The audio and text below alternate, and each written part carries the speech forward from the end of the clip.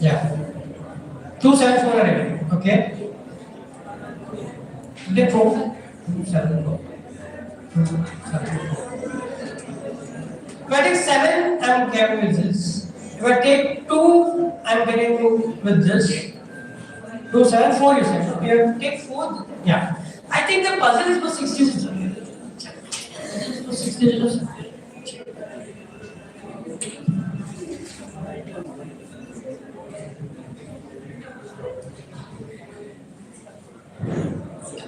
So, either the puzzle is for 6 or 7. Yeah. I think I can take.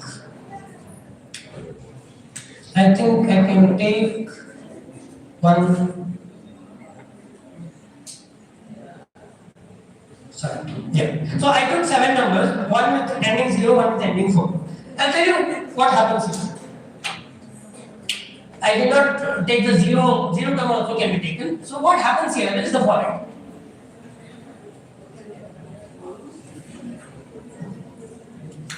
I'll take 2 minutes to close this and another 3 minutes to wrap up. Is that okay? 2 minutes to close this, 3 minutes to wrap up. Okay, because you told 1 hour, and then we can have discussion. So, you create S1, S2, S3, S4, S5, S6 as the following. S1 is collect all numbers ending with last digit 0. Collect all numbers with last digit 5. S3 you collect all numbers with last digit 1 or 9. S4 you collect all digits, all numbers with this red is okay, you are able to see? No? I should have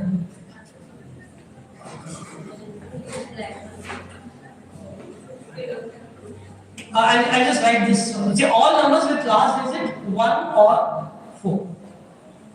Last digit 5, last digit 0. Here, all numbers with last digit 2 or 8. S5, collect all numbers with last digit, I think I made a mistake, 1 or 9. 1 or 9. 2 is over. 3 or 7. S6 is collect all numbers with last digit 4 or 6. So if you have given these numbers with any of these criteria, you map them. Okay? So you map that 170 to first one. You map the 186 to last S6. Map 216 to S6 again. So already you got that contradiction. So what happens is any 7 digits you are forced to get 2 to the same. Okay, so when you are forced to do 2 to the same, the budget will be lost. What it means is when the numbers fall in this bin, if they fall in this bin, the addition becomes a multiple. If they fall in this bin, their subtraction becomes a multiple of 10. If they fall in this bin, both addition and subtraction both will fall in the same.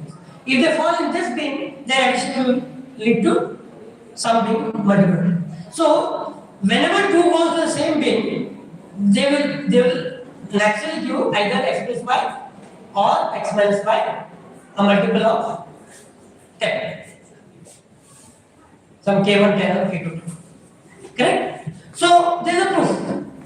That means what I am doing, I am creating by this, I am creating the code of it. S1, S2, S3, S4 are codomain. Okay? I'm assigning the numbers to the bins. This codomain is having many bins. It goes to the first bin, the last digit is 0. Goes to the second bin, the last digit is 5. Goes to the third bin, the last digit is 119. Like that, you go on mapping. So we tried to fail it, but at last we could not. Till here we can try to map it perfectly. Once we go to the sixth number, already we are getting a contradiction. Okay? So you will get the order soon enough. That's the logic. And now, before I open the discussion, what happened? It's okay. So before I open you people for the discussion, this disorder to order. We people at JM University try to develop a student-led project where we were looking at data coming from the pandemic, and we were trying to develop graph structures for geographically connected regions. So whenever two regions are geographically connected, the pandemic can reach out to them. So we look at various stages of the, what was the term called? Lockdown. When there was lockdown, and in between many two neighboring regions were there was a ban for vehicles to enter from this side or this side. So whenever it is a ban, there is no edge for them, right? When we lift the ban, or when your lockout is open, it gets connected. So at that time we looked at the corresponding epidemic rise, and we looked at the corresponding graph. And slowly the pandemic, as it grew, there became a place where there was a gigantic network which was very dense, like the one which I told starting in the sixth vortex. The gigantic subgraph was a point of time when they said that almost many people in the Bagalkot Medical Hospital told that I think everybody has got knowingly or unknowingly the infection. That means when it is so dense, you can't avoid to get the pandemic. So you will get that monochromaticity. So you will get that particular structure. So we developed, by using Lorentzian theory, we developed the critical stage when such a gigantic component will appear in the graph with nodes as small townships. You are not even towns. For example, in Bangalore we have Indiranagar, we have Koramangala, we have Chippet. All these are nodes. We try to connect them with light whenever there was entry for vehicles. If there is no entry, there is no this thing. So we did stage by stage the graph, how it grows. And at one point of time, we got a very large, dense component where we saw that the pandemic had reached a place where 90% of the population already had got some symptoms. Okay, so that's what people call herd immunity. I mean, you might not have been admitted, but finally they felt that many people would have got the virus, but now you have to open it. They started opening up because there's no way we can keep it under control. So that's one application of combinatorics to real life. You can talk about many applications, but this is one application which I want to talk. Okay, thank you for your kind attention. Now I can discuss with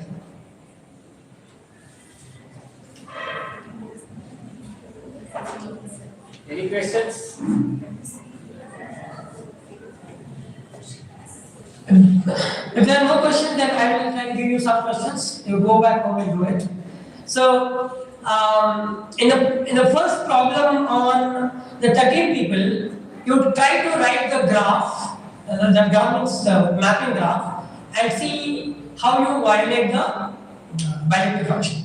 Okay, that's one thing. And you try to write a if you are good at Python, you use Python. Good at C++, you use C++. Try to see all kinds of possible mappings and where it is violated. That's one exercise. Second exercise is the 6 people thing. I told you that 2 power 15 is the total number of graphs that can be constructed. Okay, you try to convert it to pentagon and see in how many you can get mutual strangers. In pentagon, I can tell you that in pentagon, you can definitely color in such a way that you will get mutual strangers. So in this way, yeah, this is a pentagon. You already have this guy knows this guy knows this guy, but he does not know this guy. So these three guys are mutual strangers. Write a program here instead of 5C2 is 5 into 4 divided by 2, which is 10.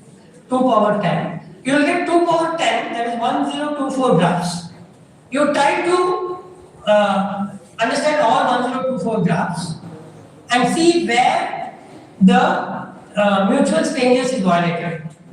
Okay, that's a nice exercise. You can, and because it's huge, I want you to use computers. I mean, there are certain areas where you can wisely use computers. Okay, you can use computers and try to do it.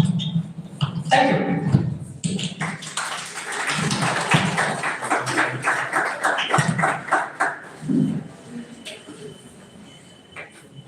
So please.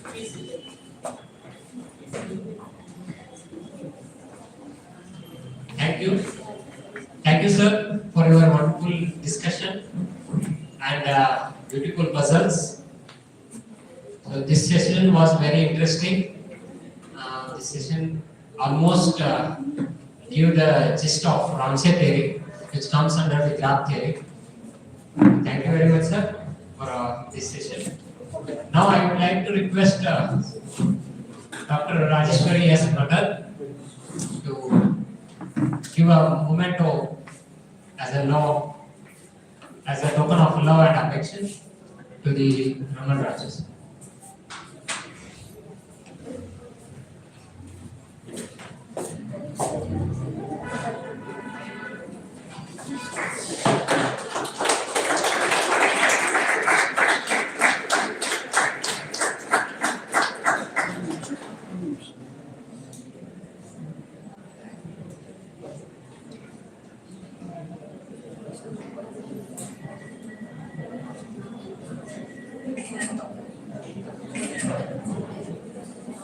Thank you, sir. Thank you, madam. Now it's time for the working lunch. After the working lunch, we are going to have the third session. Again, we are yes. The third session will be started from 2:30. So before that, you have to take your working lunch and come here only. Okay.